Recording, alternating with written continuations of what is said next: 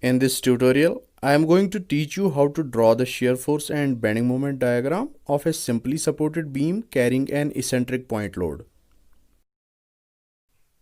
Consider a simply supported beam of span L carrying a point load W at a distance of A from point A and B from point B. Now using the equilibrium equations for finding the reactions at both the supports and taking the moments of all the forces about point A, we get moment due to reaction at B, which will be RB into L, minus moment due to this point load, which is W into this distance A, equal to 0. On simplifying further, we will get RB equal to WA divided by L. Now using the equilibrium equation, summation Vy equal to 0, that is adding all the forces vertically and equating them to 0, we get RA plus RB minus W equal to 0.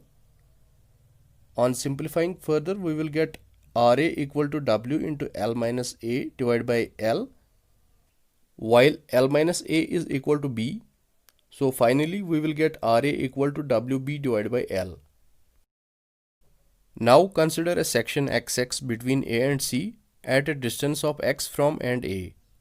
The shear force at this section will be equal to resultant forces acting on left or right portion of this section.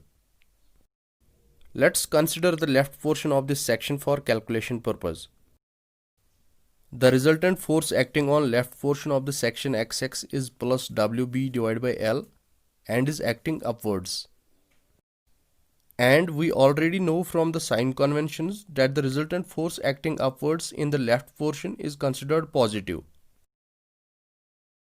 Let Fx be the shear force at the section XX and Fx will be equal to plus Wb divided by L.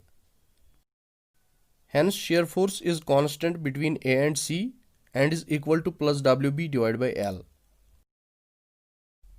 Now consider a section between C and B at a distance of X from and A.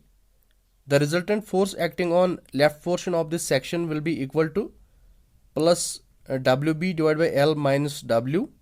On simplifying further, we will get minus W into L minus B divided by L, while L minus B is equal to A. So finally we will get minus WA divided by L. This resultant force remains constant between C and B, and hence shear force between C and B is equal to minus WA divided by L. For drawing the shear force diagram, we will start from drawing the baseline AB.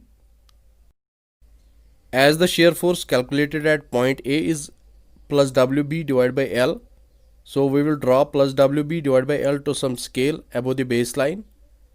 And we know shear force remains constant between A and C.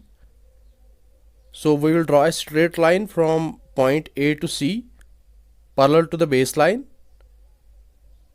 And at point B, the value of shear force is calculated as minus WA divided by L. So we will draw WA divided by L to some scale below the baseline. And shear force remains constant between point B and C. So we will draw a straight line from B to C, and by joining these 2 points we will get the resulting shear force diagram. Before proceeding further, if you haven't subscribed our channel yet, please subscribe it and don't forget to press the bell icon to remain updated. The bending moment at any section between A and C at a distance of X from and A is given by Mx equal to this support reaction Ra into this distance X, which will be equal to plus Wb divided by L into X, and let's mark this as equation first. This bending moment will be positive as the moment of all the forces in the left portion about this section is clockwise, that is convexity will be at the top. At point A, the value of X is equal to 0. So on substituting this value in equation first, we will get the value of bending moment at point A equal to 0. And at point C, the value of X is A. So on substituting this in equation first, we will get the value of bending moment at point C equal to WAB divided by L. From the equation first, it is clearly evident that the bending moment varies by a straight line law between A and C. Now the bending moment at any section between C and B at a distance of x from end A is given by mx equal to support reaction Ra into this distance x minus this point load into this distance, which is x minus A.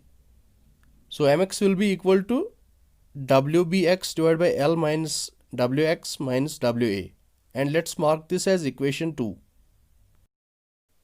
At point B, the value of x will be L.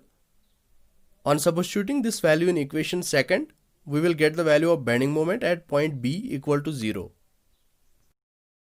From equation second, it is clearly evident that the bending moment varies by a straight line law between B and C. For drawing the bending moment diagram, we will start from the baseline AB.